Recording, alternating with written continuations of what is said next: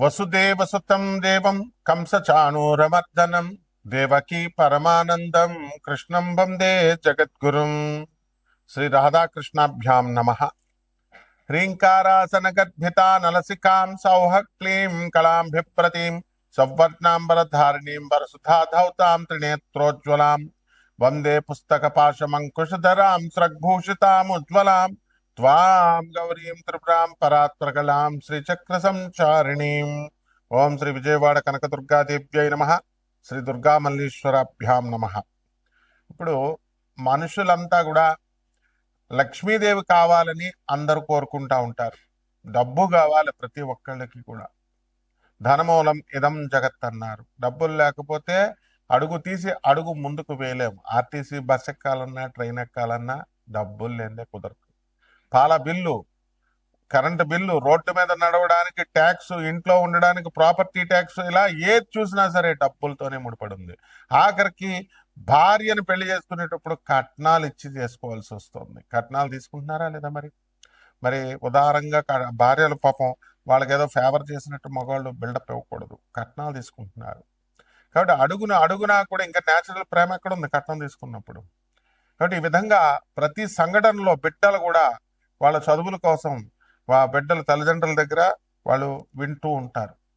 ఆ తర్వాత inter degree అయిపోయిన తర్వాత అప్పుడు చూడండి, ఇంటర్ పెళ్ళైన తర్వాత మిమ్మల్ని చూస్తారా లేదా, ఓల్డేజ్ హోముల్లో నిర్దాక్షిణ్యంగా జాయిన్ చేసేసేటటువంటి వాళ్ళ ఎక్కువ మంది అయిపోయారు. సో దీన్ని బట్టి మనకేం కావాలండి? ధనం కావాలి. ధనం కావాలంటే అదృష్టం పట్టాలి. అదృష్టం పట్టాలంటే మన కర్మలు కరెక్ట్గా ఉండాలి. బుద్ధి కర్మానుసారిని పూర్వజన్మ కర్మలను బట్టే మనకు సంపదిస్తుంది. అందువల్ల నేను మీకు ఒక 5 లక్షణాలు చెప్తాను డబ్బు వచ్చేటటువంటి విధానంలో. లక్ష్మీదేవి మనకి కర్మలను బట్టే ఇస్తుంది. కానీ జగద్గురువైనటువంటి శ్రీకృష్ణ పరమాత్మల వారు కుచేలుణ్ణి ఎలాగా, అతను గర్భ దరిద్రుడు, రాధాదేవి శాపానికి గురైనటువంటి వ్యక్తి, వాడు రాధాదేవికి శాపం పెట్టడం ఏంటి? మనల్ని ఉద్ధరించడం కోసం సుధాముడు శ్రీకృష్ణ పరమాత్మ పుట్టాలి కాబట్టి రాధాదేవికి శాపం పెట్టేలాగా శ్రీకృష్ణ పరమాత్మ చేయించాడు లీల. ఎందువలన భూమి మీదకి మనము పరమాత్మ రావాలి, మనుషులను ఉద్ధరించాలని. లేకపోతే మనకు బృందావనంలో కృష్ణుడు రాధమ్మ దొరికేవాళ్లే కాదు, ఎప్పుడు దేవలోకంలోనే ఉంటారు వాళ్ళు, గోలోకంలోనే. మనం గోలోకం వెళ్ళలేం, కృష్ణ పరమాత్మను చూడలేం, అలాగే రాధమ్మతో మనం చూడలేం. అసలు అది లైఫ్లో జరిగే పని కాదు. అటువంటి పరమాత్మ, కరుణామయుడైనటువంటి శ్రీకృష్ణ పరమాత్మ మానవులకు కూడా మనం ఉద్ధరించాలి అని రాముడి రూపంలో, కృష్ణుడి రూపంలో మనకు భూమి మీదకి వస్తే హాయిగా మన భూమిని మీద కాలు పెట్టారు, మనతో జీవించారని మనం గర్వపడకుండా రాముడి మనిషేనండి, కృష్ణుడి మనిషేనండి, రాముడి దేవుడా, కృష్ణుడి దేవుడా అని బుద్ధి లేని ప్రేలాపనలు చేసే వాళ్ళ ఇంటికి అసలు లక్ష్మీదేవి రాదు. శాశ్వతంగా 7 తరాలు కాదు, వాళ్ళు కటిక దరిద్రులై రాముణ్ణి కృష్ణుణ్ణి ఎవరైనా కనుక మనిషిగా కనుక చూసి విమర్శించేటటువంటి వాళ్ళకి కనీసం లక్ష్మీదేవి ఎప్పుడు కూడా రాదు. ఇప్పుడు మీ ఇంట్లో మీ అమ్మని అడగండి, మీ నాన్నని మీరు తిట్టండి చూద్దాం. ఎవరైనా బయట వాళ్ళు వచ్చి భర్తను తిడితే భార్య ఊరుకుంటుందేమో? ఎట్టి పరిస్థితులు ఇవ్వదు. కాబట్టి మీరేమో రాముని మనిషి అనొచ్చు, కృష్ణుని మనిషి అనొచ్చు, రాముల దేవుడు కాదండి సొల్లు కబుర్లు చెప్పేయచ్చు మీరు, కానీ లక్ష్మీదేవి మాత్రం మీకు డబ్బులు ఇచ్చేయాలి. తర్వాత ఈ మహాలక్ష్మీదేవి క్రియాశక్తి స్వరూపిణి. పని చేయకుండా సోఫాల్లో పడుకొని, పని చేయకుండా దుప్పటి కప్పుకొని పడుకునేటటువంటి వాళ్ళకి లక్ష్మీదేవి ఎందుకు వస్తుంది? రెండో రకం, పూజలు చేస్తూ కూర్చుంటూ లక్ష్మీదేవి వచ్చేయాలా? మూర్ఖపు ఛాందస్తాలు ఉన్నటువంటి వాళ్ళ దగ్గరికి రాదు. ఛాదస్థం అనేది నెగిటివ్ ఎనర్జీ, మిమ్మల్ని అడుగు తీసి అడుగు ముందుకు వెళ్ళనివ్వదు. మీరు ప్రపంచంలో ఏ పంతులు గారినైనా తీసుకోండి, ఏ సిద్ధాంతినైనా తీసుకోండి, ఒక్క నన్ను తప్ప. మనం పాజిటివ్ చెప్తాం, పదవండి అమ్మ చేయండి అని. ఎవడైనా సరే చూడండి నెగిటివ్. ఇప్పుడు ఈరోజు చేయకూడదు, అమావాస్య అసలు చేయకూడదు. వాళ్ళ కొడుక్కి నేను గవర్నమెంట్ జాబ్ ఇప్పిస్తాను అమావాస్య రోజున, వాడు ఆపుతాడేమో చూడండి మీరు. వాడేమో మీకు అందరికీ అమావాస్య పనికిరాదు, బయటకు వెళ్ళకూడదు అంటాడు. మేము గవర్నమెంట్ ఇంటర్వ్యూ పెడతాం ఆ రోజు, ఐఏఎస్ ఇంటర్వ్యూ పెడితే పంతులు గారు తన కొడుకుని పంపడా? ఒకటే చెప్పండి. పంపిస్తాడు. అంటే అప్పుడు అతనికి అన్వయించబడవు. మీకేమో మైలు సంవత్సరం ఉంటుంది, మీరు అసలు వెళ్ళకూడదు అంటారు. గర్భగుడుల్లో పనిచేసేటటువంటి పూజారి సంవత్సరం పాటు వాడు కనుక దేవతలకి దేవుళ్ళకి కనుక గుడికి పూజ చేయకపోతే వాడికి పొట్ట పోషణ ఎక్కడి నుంచి వస్తుందండి? చెప్పండి. 1 ఇయర్ మరి మైల్ ఎందుకు లేదు అంటే బ్రాహ్మణులకు మైల్ లేదంటారు. ఇది బ్రాహ్మణులకు ఒక రూల్, అగ్ని బ్రాహ్మణ ముట్టుకుంటే కాలదు, శూద్రుడు ముట్టుకుంటే కాలుతుందా? ఇలాంటి నాన్ సెన్స్ అన్ని నెగిటివిటీ ఉన్నటువంటి పంతులతో, నెగిటివిటీ ఉన్న జ్యోతిష్కులతో తిరిగితే గర్భదరిద్రులు అయిపోతారు 7 జన్మల వరకు. వాళ్ళ వీడియోలు విన్నా కూడా గర్భదరిద్రులు అయిపోతారు. నెగిటివ్ ఎనర్జీ ఎలా వస్తుందంటే, కంపు వస్తుంది అనుకోండి, పెంట కంపు, పెంట మీద వాసన ఆ చుట్టుపక్కల 1 కిలోమీటర్ దూరం వరకు వస్తుంది. అదే నెగిటివ్ ఎనర్జీ. ఆ వాసన ఎలాగైతే వస్తుందో అలా నెగిటివ్ పర్సన్స్ తో మనం తిరిగినప్పుడు ఆ నెగిటివ్ ఎనర్జీ స్ప్రెడ్ అవుతుంది. వాసన కూడా స్ప్రెడ్ ఎనర్జీ. కాబట్టి ఈ రకంగా మనకు మహాలక్ష్మి తల్లి వచ్చేటప్పుడు కొన్ని చిహ్నాలు ఇస్తుందండి.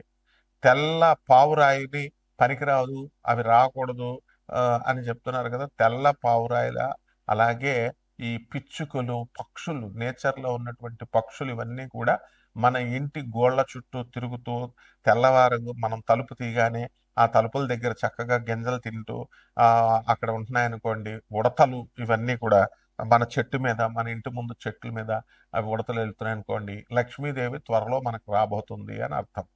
రెండవది, తేనెటీగలు, అంటే చిన్నటి తేనెటీగలు కనుక మనకి పట్టినట్లయితే మన ఇంట్లో ఖచ్చితంగా మహాలక్ష్మీదేవి రాబోతుంది అని అర్థం.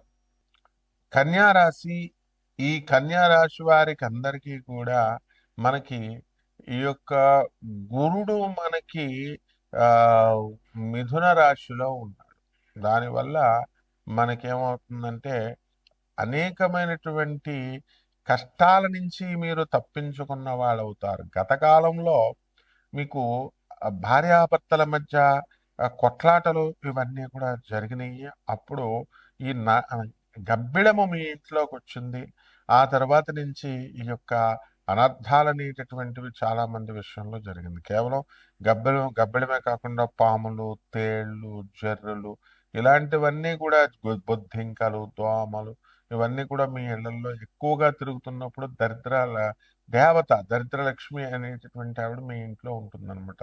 అందువల్ల వీటిలన్నిటికీ పోగొట్టడం కోసం మీకు తెల్ల గుడ్ల గోప అనేటటువంటిది మీ ఇంటి ముందు మీకు కనబడాలి. నెమలి కానీ, లేకపోతే చిలక కానీ, రామచిలక కానీ ఒకటి కనబడాలి.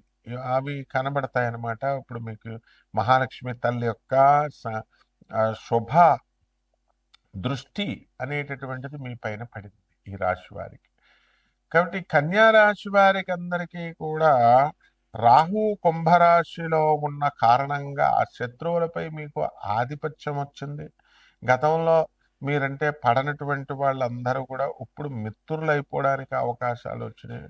అలాగే ఈ యొక్క శని మరి వక్రించి మీనరాశిలో ఉన్నటువంటి కారణంగా మనకి జీవిత భాగస్వాములతో, వ్యాపార భాగస్వాములతో మనం కొంచెం తక్కువ మాట్లాడాలి. వాళ్ళతో ఎక్కువగా అనవసరంగా కనుక చేసినట్లయితే అవన్నీ కూడా ఆర్గ్యుమెంట్స్ అయ్యి రిలేషన్స్ దెబ్బతినే విధంగా ఉండడానికి అవకాశాలు అధికంగా ఉన్నాయి.